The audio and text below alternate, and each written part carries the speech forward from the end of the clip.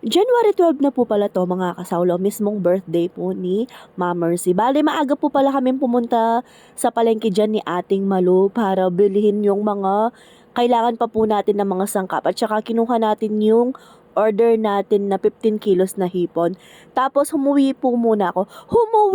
Umuwi po muna tayo para gawin itong Maha Blanca kasi medyo mas scoop po doon kaya dito ko na lang po siya ginawa para meron tayong peace of mind at habang naglalakad po ako papunta dun kila Ma'am Mercy. Ayan, nakita ko po yung bayaw ko at pinabitbit ko po sa kanya yung dala nating kawa kasi medyo may kabigatan po yan at nagloloko-loko pa po siya na naghihingi po siya ng sahop kay nanay. Manyadya po kanong nga biya sana. At ayan po, ito po yung dinatnan natin. Ang dami pang gagayatin na mga gulay at saka yung mga hampo. Habang nagluluto at nagpeprito na po sila ng 60 kilos na buffalo wings. Ang tagal po nilang nagpiprito dyan. Simula ni 9 a.m. hanggang mag-aalaw na po ata ay nagpiprito po sila. At ito po pala tayo, no? Kumakain na tayo bandang 2:00 po. Medyo madami na tayo. Naluto na natin yung ibang mga ulam dyan eh. At 2:00 po ay kumain po muna tayo bago natin sangkapan etong buffalo wings. Bale, sa atin po nila pinatimpla yung buffalo wings, tapos yung creamy beef, at saka yung hipon po pala. Tayo din po yung tumira doon. Praise all to God. Masarap naman daw po. Ayan yung mga kasama nating nagluluto. Si ating titay, si Darang Daging, kapatid po ng tatay ko, si Darang Daging. Yan po si ating titay. Tapos si Darang Daging yung naka-gray. Ayan. At kasama din po pala natin yung mga kapatid ko dyan. Tsaka si ating Grace. Ayan po yung si paring Anatong. At ito na po pala yung first batch na dadalhin dun sa event place po. Kung saan gaganapin yung birthday ni Ma'am Mercy. Kita nyo naman po, sobrang dami ng mga, anong tawag dyan, wings po. At ito po yung ibang dadalhin.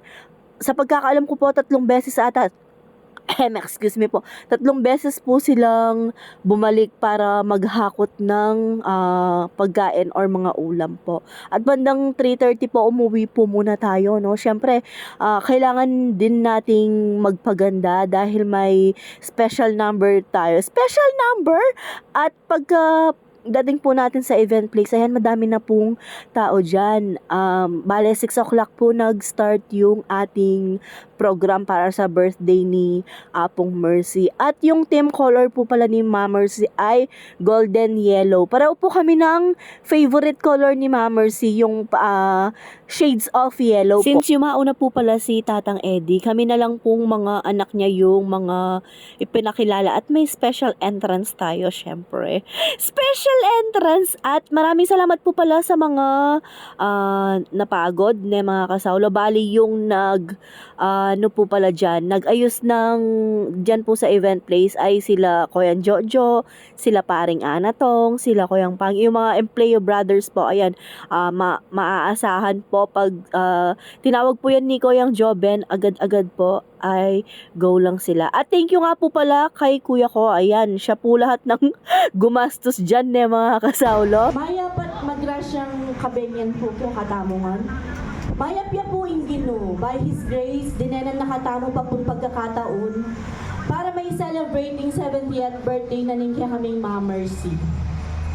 Naway mag-enjoy, magsaya at kumabsita mo po. Salamat po kayang pamanagon ning balang metong. God bless us all po. Thank you. Ay, Rugor, ang kapatid ko. Ako po yung bunso pero ako yung pinagsalita nila ng opening remarks. Marama rin nila po talaga rin kapatid ko. Hindi ko alam kung ano yung kinahihiya nila eh. Pero tayo po yung nag-welcome remarks sa mga bisita bago mag-entrance si Ma'am Mercy. Moment you've been waiting for. May I invite everyone to please all stand. Let us all welcome with so much joy in our hearts. Ayan, di ko po pala na-videohan yung pagpasok ni Ma'am Mercy.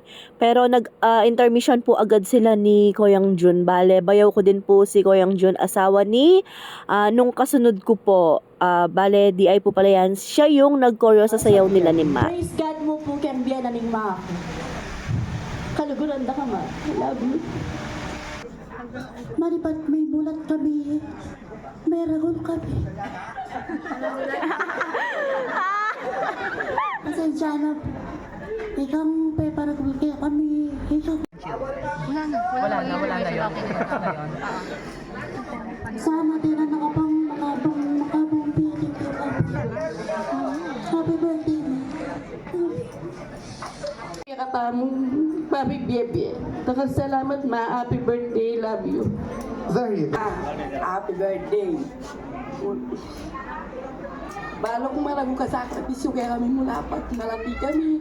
Sidyat mo kami, mukha ko dyan makipaglabada ka mo, makipagkahit ko. Dakala salamat kayo. Isa lang po talaga yung napansin ko habang nagme-message kami or habang ine-edit ko po tong video na to. Yung mga anak niyang matitigas ang ulo, tinatawanan ng mga pamangkin po namin.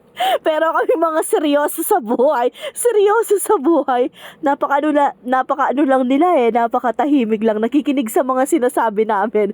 Pero yung dalawang kapatid ko na matigas siya ko. Ay labo yun kalya na lang. At ayan po pagkatapos po nating pinagkanta ng happy birthday si Ma'am Mercy, ay kainan na po. Bale, dalawang set po ng buffet yan mga kasaulo. Kasi ang dami po nating mga bisita, praise all to God po. Kung di nyo po kasi naitatanong, konting background lang po.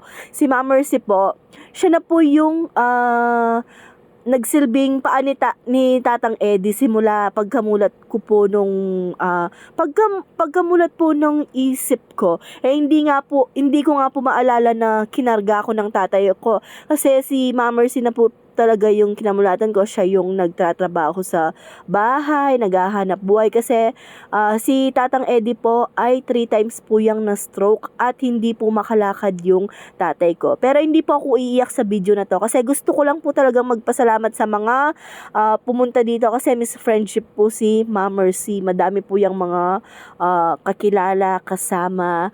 At ayan po, habang kumakain po pala nagpapalaro na po yung ating host. At thank you nga po pala sa mga kaibigan ko na pumunta, mga no problem mommies, at saka yung mga kasumba natin. Yung ibang mga friend natin hindi na nakasama kasi Monday po ito naganap, may mga pasok po sila. At ito na po pala yung kaganapan after ng party ni Ma'am Mercy. Pagod pero sulit at worth it naman po lahat. Ito po talaga ang inaabangan natin pagkatapos ng party. May Sharon yan na napaka-abuse. Huli, pero hindi ko lang. At meron din naman pong, alam niyo po yung aura na aura pag umpisa ng party. Pero pagkatapos po ng party, sila yung mga tagalines. Opo, no? Pero ako, syempre, nung patapos nilang sinabuyo, doon ko na lang siya sinamahan. Sabi ko, scripted tayo dito. Dapat kasali akong nagwawalis.